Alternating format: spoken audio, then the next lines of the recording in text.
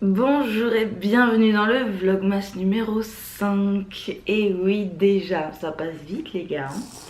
Je suis à ma table de petit déjeuner dans un état, pas de réveil hein, on va se le dire. J'ai les yeux qui pleurent parce que j'ai mis trop d'huile démaquillante hier. Si tu sais, tu sais. Si tu sais pas, tu vois pas. Mais vraiment genre, c'est typique de quand je mets trop d'huile. Aujourd'hui la journée est un petit peu chargée parce que je pars à 17 h à Paris. Et avant ça à 14 h, je vais à 20 minutes de Poitiers pour faire mes flèches de tir à l'arc. Trop bien. Je vais avoir mes propres flèches. C'est trop stylé je trouve. Genre tu sais que c'est tes flèches et tu sais que tu vas apprendre à les manœuvrer, à les manier, à les... genre leur parler gentiment et puis ça va être tes flèches pour toujours. Enfin bref, je trouve ça trop bien. Donc je me suis dit qu'on allait faire un petit bilan culture aujourd'hui et je suis super contente parce que le sponsor de cette vidéo c'est Nextory. J'en parlerai plus tard mais je suis trop heureuse de ce sponsor parce que c'est trop bien. Et je suis trop contente si tu connais pas de pouvoir te le présenter. Mais d'abord on va petit déjeuner, s'occuper de cette phase, s'occuper des urgences dans la maison. Voilà parce qu'il faut que je ferme la maison pour le week-end, genre lancer le lave-vaisselle, lancer la machine, vider tout ça, ranger, enfin j'ai pas envie qu'on revienne Léo et moi dimanche dans une maison en bordel. Et puis à côté de ça il faut que je fasse ma journée de travail, sachant que mon énergie est pas très élevée. Voilà, donc je me fais la face et je reviens pour le bilan culture. Et voilà, je suis un peu plus présentable dans un setup un peu plus officiel pour te faire mon bilan culture. Peut-être que tu n'es pas habitué à ce format, le format bilan culture, parce que si tu es une habituée, un habitué des vlogs sur cette chaîne, peut-être que tu regardes pas ma série bilan culture. Et là je mélange les deux, on fait un vlog dans lequel il y a un bilan culture, donc je comprends que ce soit un peu perturbant. Les bilans culture c'est une série que je fais depuis minimum 3 ans, à peu près tous les 2-3 mois, dans lequel je fais un bilan de tout ce que j'ai lu, vu, écouté, les spectacles, les podcasts. Voilà, donc je fais un bilan culturel de tous les produits culturels que j'ai consommés. Et on commence donc par le livre audio que j'ai terminé d'écouter sur Nextory, qui est L'événement. L'événement de Annie Ernaux, récemment prix Nobel de la littérature. On est très heureuse de ça, tout ça. J'avais jamais lu de Annie Ernaux et du coup le fait qu'elle devienne prix Nobel de la littérature, évidemment ça m'a donné envie. J'ai demandé à ma mère de me conseiller et sur les 4 titres qu'elle m'a conseillé d'Annie Ernaux, il y en avait 3 qui étaient sur Nextory, donc on est très content. J'ai choisi L'événement qui est donc sur son avortement clandestin dans les années 60 en France. Cette vidéo est donc sponsorisée par Nextory qui est la seule application en France qui regroupe à la fois des livres audio et des e-books de tous les types. Donc tu as les livres audio, les e-books mais aussi des BD, des séries originales, des podcasts, des magazines, de la presse. Enfin, vraiment en fait tu as un accès hallucinant à une quantité de ressources. J'irai pas dire illimité parce qu'il y a 250 000 titres et il y a 1500 éditeurs partenaires. Donc c'est pas infini mais il y a quand même une quantité de sources pas suffisante pour une seule vie. Hein. Quand tu arrives sur l'application, tu as des exclusivités, tu as des propositions, tu as les livres que tu as consultés, les livres que tu écoutes, les livres que tu as enregistrés. On a énormément de possibilités, tu as l'actualité, les tops. On est sur une très grande quantité de références pour tous les goûts. Moi de mon côté, j'ai mis en favori non seulement des choses que je voulais lire mais aussi des références importantes pour moi, des bouquins que j'avais déjà lus et je voulais voir ce qu'il y avait comme option. Et vraiment j'ai trouvé tous mes bouquins dont je voulais te parler. Et d'ailleurs tu as ma page de Nextory, une landing page que Nextory a créée juste de moi avec mes références, avec ce que je te propose, mon top 3 des bouquins sur Nextory, etc. Donc n'hésite pas à aller voir et surtout ça t'offre 45 jours offerts, je t'en parle juste après. J'ai donc lu L'événement d'Annie Ernaux et je tiens à dire que ce que j'ai trouvé extraordinaire c'est la voix de la personne qui lit. On est sur une qualité vraiment de ouf. Ce livre est évidemment bouleversant mais la lecture était aussi top. La présentation de l'application est excellente, c'est très simple, tu peux changer la vitesse, tu peux avoir accès aux chapitres, tu peux remonter, revenir. Enfin voilà, on est sur quelque chose de très simple, de très intuitif. C'est vraiment la base. Et pour les e-books c'est pareil, c'est d'une simplicité déconcertante. Tu veux lire l'actualité, tu veux lire les journaux, tu as tout d'accessible et moi ça je trouve ça extrêmement stylé. Par exemple, je suis en train de regarder toutes les références de magazines qu'il y a de disponibles et clairement il y a ce qu'il faut en termes de choix. Après on n'est pas forcément sur mes lectures de prédilection on va dire hein. Ouaf. Ah c'est rigolo ça. Tout savoir sur le shih tzu. Ah bah tiens, pourquoi pas.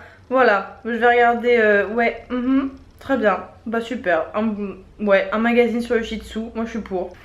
Ça illustre bien les 250 000 références disponibles sur Nextory, donc n'hésite surtout pas à les checker. C'est un service qui est européen, moi je trouve ça très important de valoriser des entreprises européennes. Tu as 3 offres disponibles, la standard, la premium et la famille. La standard est à 9,99 € par mois, on est sur quelque chose d'extrêmement accessible. Et en plus de ça, pour être sûr que ça t'intéresse, tu n'as pas 14 jours offerts mais 45 jours offerts si tu cliques sur le lien qui est dans la barre d'infos, où tu seras redirigé vers ma page personnelle avec un petit bouton où il y aura marqué profiter de 45 jours offerts. Donc n'hésite surtout pas à aller checker ça. Franchement 45 jours offerts, ça donne la possibilité d'écouter plusieurs livres audio, de lire la presse, de lire des bouquins. Donc franchement je trouve ça très chouette, profites-en, va regarder ça. Et moi je suis ravie de continuer à explorer cette application, il y a tellement de possibilités de lecture, je suis trop contente. Je me dis que je vais peut-être réécouter mes favoris, tu vois, en fond pendant que je cuisine ou que je suis en voiture, quelque chose comme ça. En tout cas clairement, vu que je prends plus la voiture maintenant que ma phobie de la voiture s'est largement calmée, je suis tellement contente d'avoir l'option des livres audio à écouter. En fait c'est trop satisfaisant. Franchement écouter un bout de l'événement d'Annie Ernaux en voiture, c'était bouleversant mais c'était vraiment génial. Donc je recommande Nextory, tout comme je recommande sur Nextory l'événement d'Annie Ernaux, parce que bah, c'est nécessaire de se rappeler de comment les femmes galéraient avant qu'on ait accès à des droits à l'avortement, et ça me paraît assez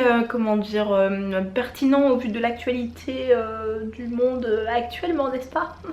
Alors je prends une chips parce que j'ai faim avant de continuer. Je vais continuer d'écouter tous les livres audio d'Annie Ernaux sur Nextory, mais entre temps j'ai quand même lu des bouquins physiques. J'ai notamment lu cet hybride au lac d'amour, c'est très particulier, de Sarah Maud Beauchesne, qui m'a été envoyé par les éditions Kenz, je ne sais pas. J'ai adoré. En fait, c'est un bouquin écrit du point de vue d'une jeune femme de 20 ans qui est au début de la découverte de son corps, mais pas, on n'est pas dans un truc de puberté, on n'est pas dans une vision très virginale, je sais pas comment dire ça autrement, voilà, très innocente de ce début de l'âge adulte. On est dans une version très concrète, moderne, contemporaine d'une femme qui a des hormones et qui a envie de, voilà, de vivre des choses au vu de ses hormones. Je me disais, qu'est-ce que c'est? Est-ce que c'est un roman érotique? Il y a des scènes, c'est assez axé vers le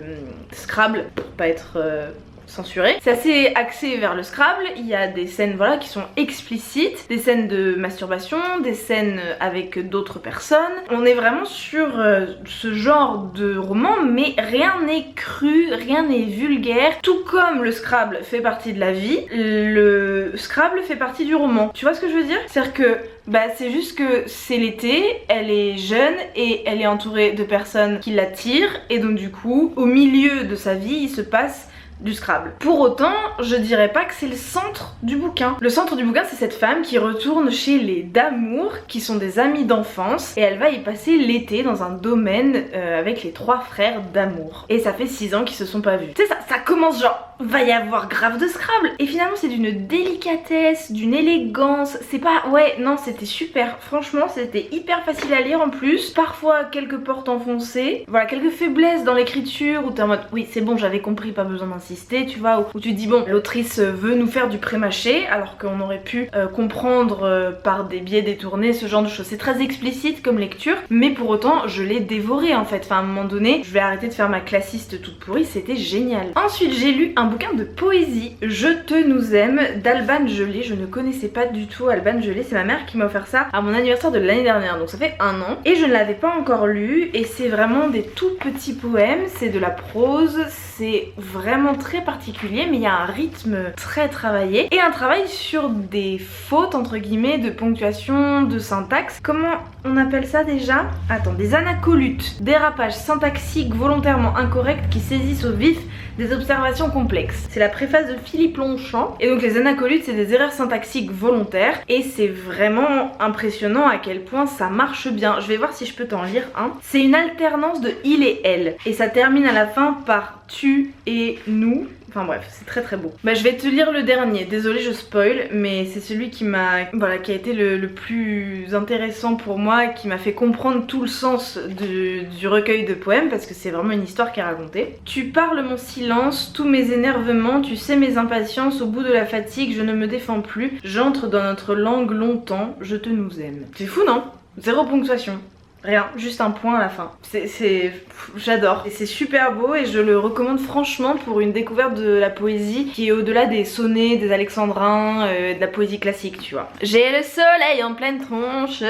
Sur les livres, on a terminé, maintenant les séries. J'ai continué Élité. Élité, c'est un peu mon péché mignon que j'assume pas trop, tu vois. J'ai regardé la saison 4, que j'ai binge-watché, et je crois que j'ai pas commencé la saison 5. Parce que je sais que si je commence la série, en fait, je suis out of service pour 3 jours. 3 semaines, non, 3 jours. Congé maladie, le temps de le binge-watcher, tu vois. C'est un peu ça l'idée. Et là, j'ai pas trop le temps en ce moment de faire un petit... Voilà, de m'arrêter pendant 3 jours vraiment de ouf. Après, je pense que ça me ferait du bien. En tout cas, la saison 4 m'a fait du bien, non pas parce qu'elle était bien, mais parce que esthétiquement, c'est excellent, parce que j'adore écouter de l'espagnol, vu que je suis espagnole et que la seule personne avec qui je parle espagnol, ou que j'entends parler espagnol, c'est mon père et une youtubeuse beauté que j'adore qui s'appelle Ratolina. Donc, je suis en manque d'espagnol dans ma vie, en fait. Donc écouter une série espagnole ça me fait un bien fou et du coup je suis biaisée, tu vois. Pour autant il y a clairement des faiblesses dans le scénario, il y a clairement des répétitions du même schéma au fur et à mesure des saisons. Les acteurs, les actrices sont pas... voilà, c'est assez inégal. Je pense que c'est pas... le problème c'est pas les acteurs, les actrices, je pense que c'est la personne qui les dirige qui est vraiment pas très douée. Franchement moi je pense que c'est ça le souci dans cette série. Par contre voilà, esthétiquement la série est sublime, on est vraiment sur une œuvre d'art je trouve, et du coup c'est très plaisant à regarder, puis ça te prend en fait, tu vois. C'est encore une fois, je vois bien qu'il y a des faiblesses mais en fait ça m'attrape et ça veut dire que ça marche et ça veut dire que c'est bien du coup. Pour moi il y a vraiment cette catégorie de produits culturels où ça te chope au vol, ça te tient et ça te lâche pas, et ça en soi c'est une qualité. Après tu peux voir tous les défauts qu'a le produit culturel en lui-même, parce que ça peut être livre, ça peut être série, ça peut être film, mais ça a marché, ça t'a attrapé, tu vois. Et moi je trouve qu'il faut revaloriser ça parce que c'est des ressorts importants à maîtriser, et puis je pense que ce serait bien que, je sais pas, des productions moins énormes que Élité et aussi ces ressorts d'accessible, tu vois, que ça puisse te prendre au trip tout en étant une série peut-être d'une meilleure qualité avec un peu moins de budget.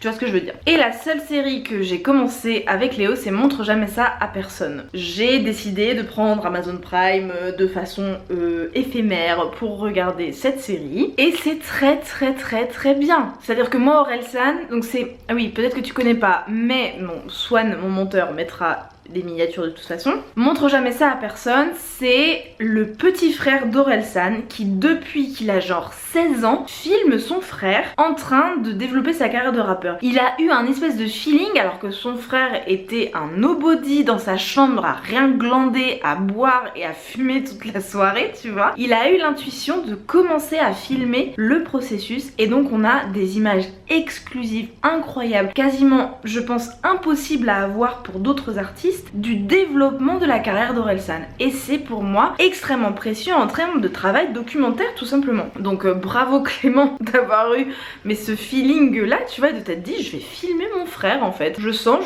je le crois, moi je pense que ça va marcher, je crois en lui, donc je le filme et je documente son évolution. C'est super, et surtout comment te dire qu'au début t'es en mode comment c'est possible, tu vois, et c'est fascinant. J'adore comment les images de maintenant, de 2021, parce que c'est sorti la première saison en 2021, oui c'est ça, comment ces images se répercutent avec les images de 2008, 2010, 2013, enfin, tu vois, c'est impressionnant. J'ai rarement été autant attrapée par un documentaire avec ce travail d'images, d'archives et tout, enfin vraiment excellent. Et comme je te dis, alors j'ai une légère affection pour Orelsan et il y a beaucoup de ses chansons que j'aime bien, mais je suis pas une fan du tout, et pour autant cette série je la trouve extraordinaire. Voilà. Et enfin un autre truc que je regarde en ce moment, c'est la série sur la chaîne YouTube de Squeezie qui s'appelle L'Imposteur. Je suppose que quasiment tout le monde l'a vu, mais si tu l'as pas vu je te la conseille vraiment. J'ai regardé 3 épisodes sur les 4, ça dure presque 1 heure à chaque fois, donc c'est un vrai investissement de temps. C'est excellent, voilà, c'est excellent. Je vais pas t'expliquer, c'est un jeu avec des invités, et justement l'épisode 4 c'est avec Orelsan et son frère, et donc Clément qui a réalisé le documentaire. C'est comme ça que j'en ai entendu parler, et du coup il y a 2 invités et Squeezie face à des personnes qui arrivent et qui ont une compétence commune, sauf qu'il y en a un qui ment, et c'est un complice d'un des 3 de Squeezie et de ses 2 invités. Bref,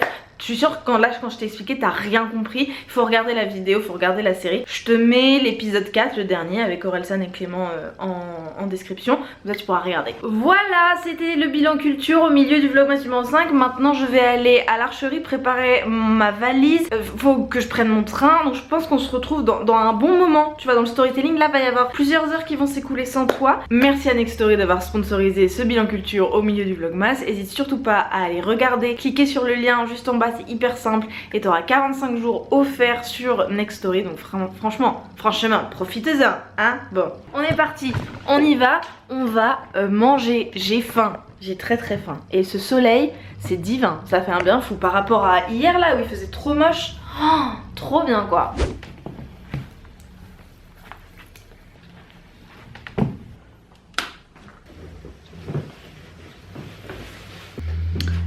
Ouais.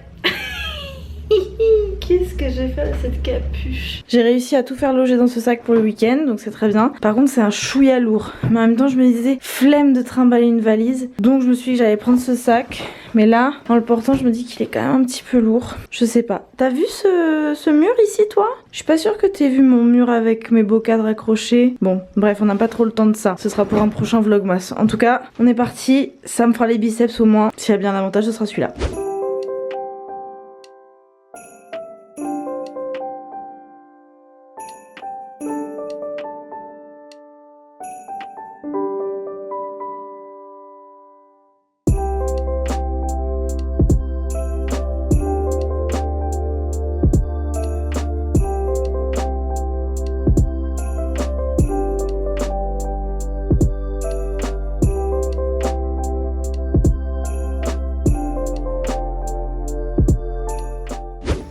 On est arrivé dans le studio de mon cher père à Paris, là où on va dormir. Est-ce qu'on capte la passion Mondrian? Je pense que il y a des indices un peu partout.